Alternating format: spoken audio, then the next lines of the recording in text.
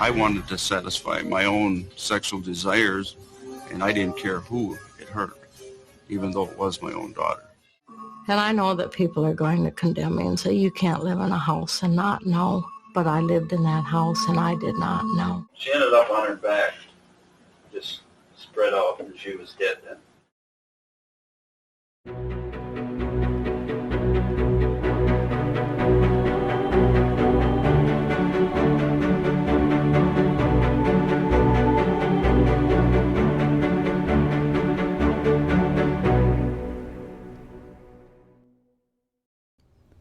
The following video contains graphic and disturbing content which may be upsetting for some viewers. Viewer discretion is advised.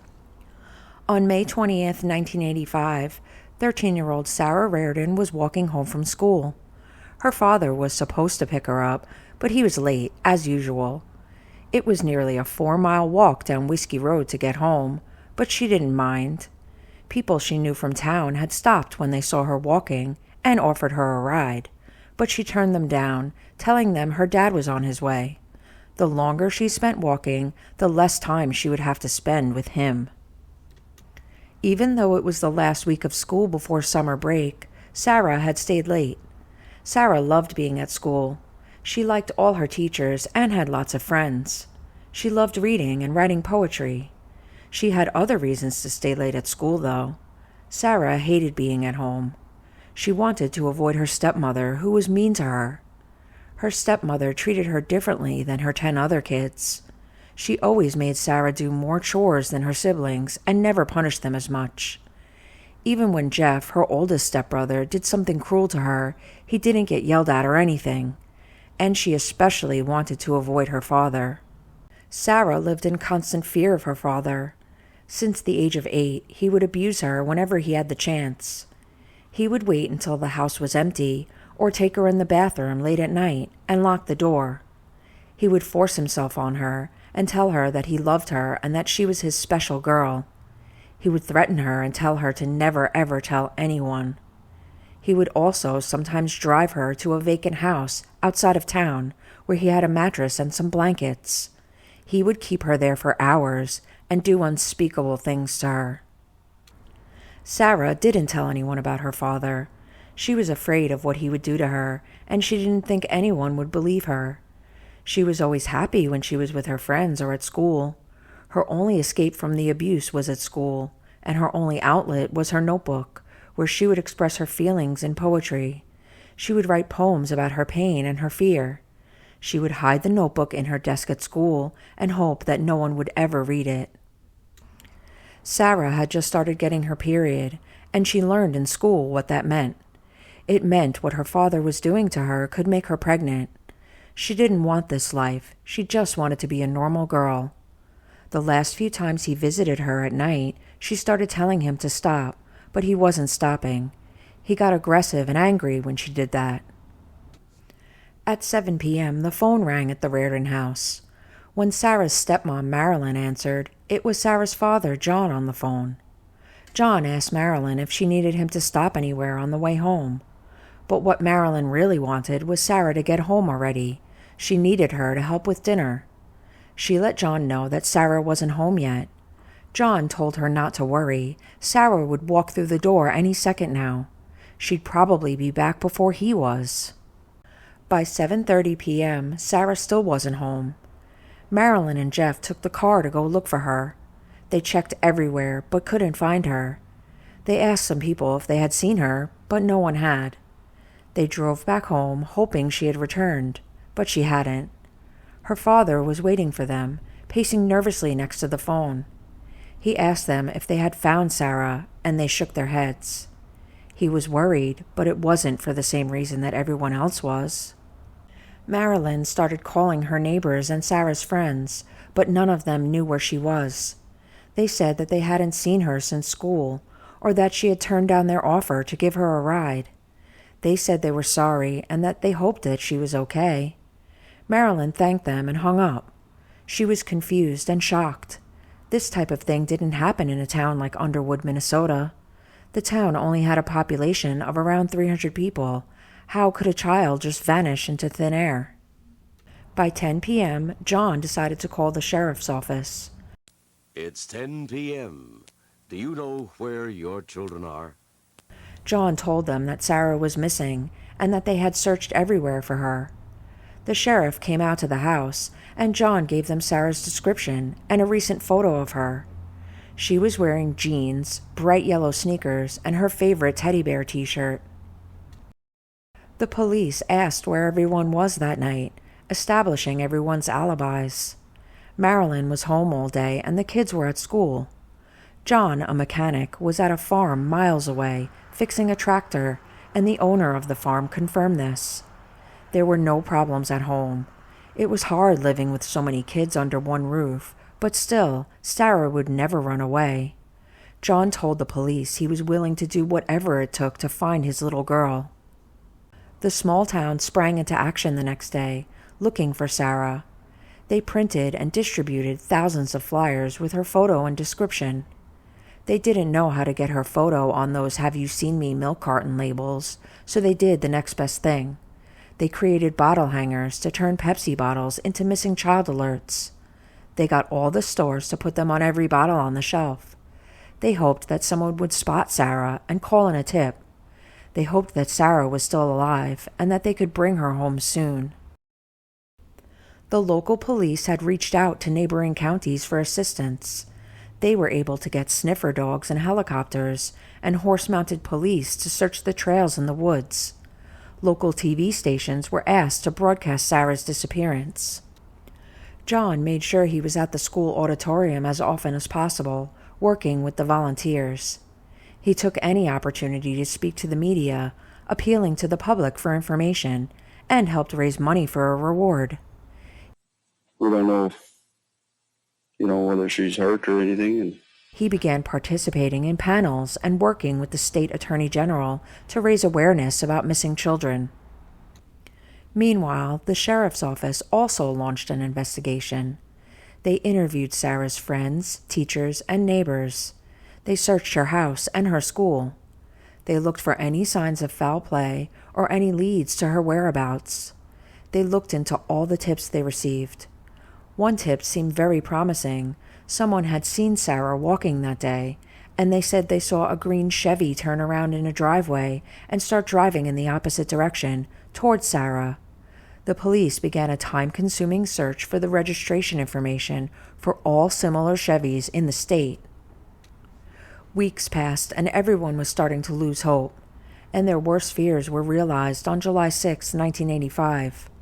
A farmer from a town about 30 minutes away from Underwood was tending to his cows. He noticed there was an overgrown patch that the cows were not grazing on. When he investigated the area, he knew from the smell that it wasn't going to be good. And when he saw the teddy bear shirt covering the small, mostly skeletal remains, he knew he had found Sarah Rairdon. An autopsy was performed and ruled Sarah's death a homicide. She had been stabbed. When the news came out, everyone was devastated. The community organized a funeral for Sarah, and the entire town attended, and then some. They all grieved alongside the Rairdon family. They tried to support them as best they could through this difficult time. But at the same time, everyone was scared. Was there a serial killer at large? Were their kids safe? What kind of sick person would murder a little girl? It was a relief when police found and interviewed the owner of the green car. Finally, a break in what was now a homicide case. But relief turned to frustration when it turned out the man had an alibi for that day. He had been driving on Whiskey Road on May 19th, the day before Sarah went missing. They were back to square one. So they decided to literally go back to square one and look at everything again from the start. They took a closer look at the evidence from Sarah's room and school. They opened the notebook they had found in her desk, and what they found revealed the shocking secret that Sarah had been hiding. The poems in her notebook were dark, filled with talks of death and fear. The police decided they needed to conduct additional interviews. They needed to figure out why Sarah was so scared and who she was scared of. The police revisited the farmer who had hired John Rairdon to fix his tractor.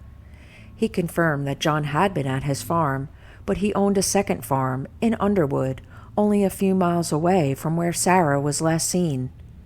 John had been working on that farm on the day of the murder, giving him the opportunity to commit the crime. The police then interviewed Sarah's stepsisters, and one of them would tell the police the shocking truth. They had seen what they weren't supposed to see. They had seen John abusing Sarah. The police confronted John with the new evidence. John denied everything at first, but they wore him down. He eventually admitted what he was doing to Sarah, but it only happened once. Well, once a month. But he didn't kill her. But maybe they should check his red toolbox because one of his tools might have blood on it.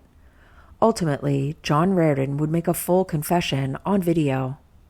The next thing I can see is her laying on the ground with blood all over. He had picked Sarah up on Whiskey Road and started driving towards the abandoned house. This time, she didn't just say no. She leapt from the car and started to run away. Enraged, John grabbed a sharp tool from his toolbox and ran after her.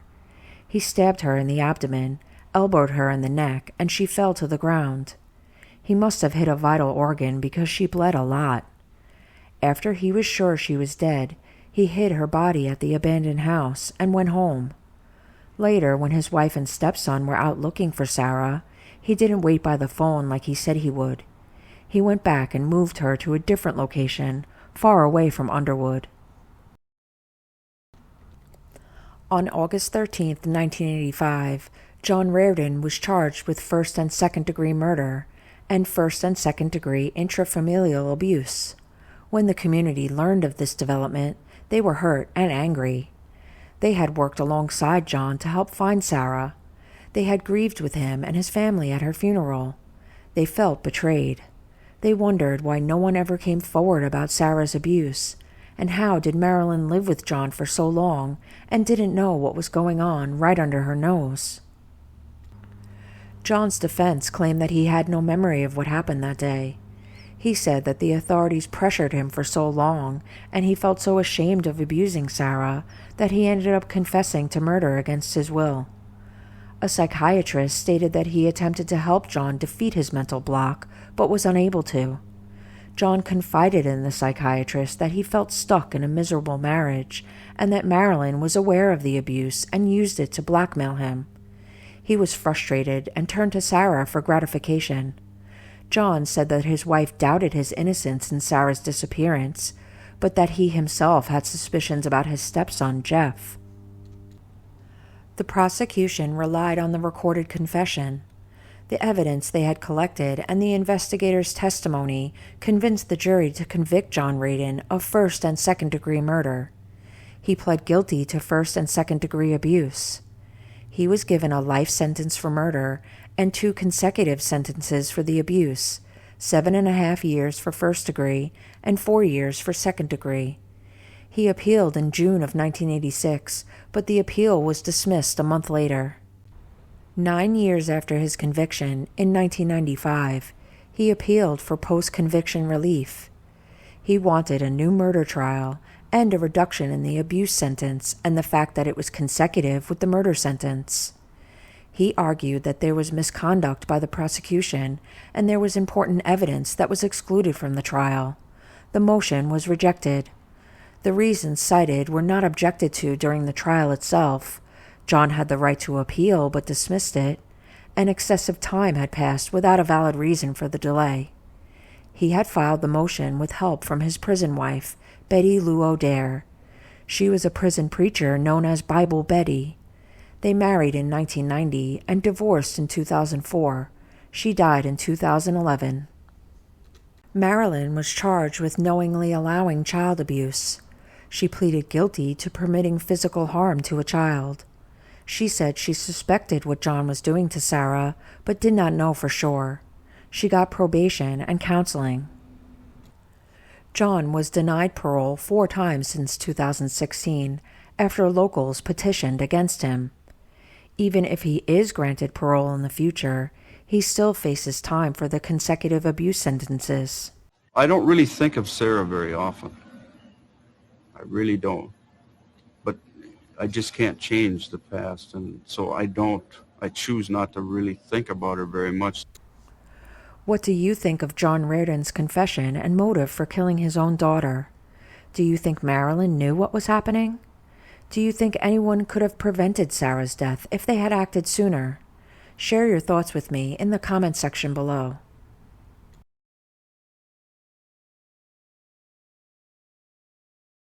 Thank you so much for watching. I hope you enjoyed this case and found it interesting. If you did, please consider liking the video and subscribing to my channel for more true crime stories. As always, feel free to share your thoughts and feedback in the comments section below. I'd love to hear from you. Thank you again, and be sure to join us next time as we explore the stories hidden within the wrinkles in crime.